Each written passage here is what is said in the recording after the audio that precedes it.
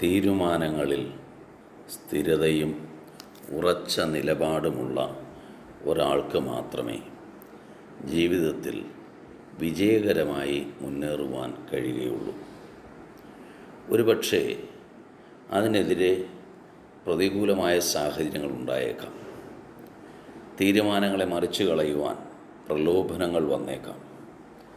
പ്രലോഭനങ്ങൾ വന്നാലും എതിരുകൾ വന്നാലും അതിനെ അതിജീവിച്ചുകൊണ്ട് എടുക്കുന്ന തീരുമാനത്തിൽ ഉറച്ചു നിൽക്കുവാൻ കഴിയണം. തീരുമാനങ്ങൾ ദൈവഹിതപ്രകാരമുള്ളതായിരിക്കണം.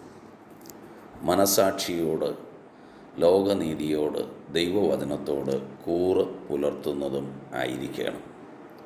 പൗലോസ് അപ്പോസ്തലൻ റോമർക്കെഴുതിയ ലേഖനത്തിൽ ഇങ്ങനെ എഴുതിയിരിക്കുന്നു: ഞാൻ ചെയ്യാൻ ഇച്ഛിക്കുന്ന നന്മ ചെയ്യുന്നില്ലല്ലോ, ഇച്ഛിക്കാത്ത തിന്മയത്രേ പ്രവർത്തിക്കുന്നത്.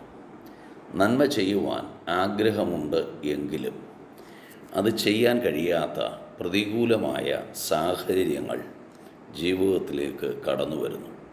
അത്തരം സാഹചര്യങ്ങൾക്ക് പലപ്പോഴും പല ആളുകളും വിധേയപ്പെട്ടു പോകുന്നു. അതാണ് സ്വാഭാവികമായി നാം കണ്ടുവരുന്നത്. യെശയ്യാപ്രവചനം 26-ാം അധ്യായം 3-4 വാക്യങ്ങളിൽ നാം ഇങ്ങനെ വായിക്കുന്നു: സ്ഥിരമാനസൻ നിന്നിൽ ആശ്രയം വച്ചിരിക്കൊണ്ട് നീ അവനെ പൂർണ്ണ സമാധാനത്തിൽ കാക്കുന്നു. ഉറച്ച തീരുമാനങ്ങൾ എടുക്കുമ്പോൾ സ്വാഭാവികമായി അതിഷ്ടപ്പെടാത്ത ചില ആളുകളിൽ നിന്ന് വളരെ പ്രതികൂലമായ അനുഭവങ്ങൾ നേരിടേണ്ടി വന്നേക്കാം. എന്നാൽ ആ സമയങ്ങളിൽ മനസ്സ് പതറിപ്പോകരുത്. മനസ്സിനുണ്ടാകുന്ന വേദനയാണ് ഏറ്റവും വലിയ വേദന. പക്ഷേ താൽക്കാലികമായ ആ വേദനയെ അതിജീവിക്കുവാൻ കഴിയുന്നു എങ്കിൽ ദൈവം അവനെ പൂർണ്ണ സമാധാനത്തിൽ കാക്കും എന്ന് തിരുവചനം നമുക്ക് മുന്നറിയിപ്പ് തരുന്നു.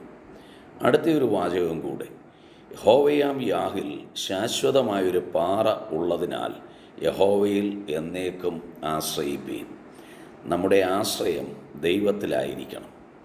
എന്നേക്കും ദൈവത്തിൽ ആശ്രയിക്കുന്ന ഒരു ദൈവ പൈതൽ ജീവിതത്തിൽ വിജയകരമായി മുന്നേറും. സദൃശവാക്യം 12:28 നാം ഇങ്ങനെ വായിക്കുന്നു: നീതിയുടെ മാർഗത്തിൽ ജീവൻ ഉണ്ട്, അതിൻ്റെ പാതയിൽ മരണമില്ല. ഇവിടെ മരണമെന്ന് പറയുന്നത് പാപത്തിൻ്റെ ശമ്പളമായ മരണം എന്ന് നമുക്ക് വ്യാഖ്യാനിക്കാം. അതെ, നീതിയുടെ മാർഗത്തിലാണ് പോകുന്നതെങ്കിൽ അതിൽ മരണമില്ല.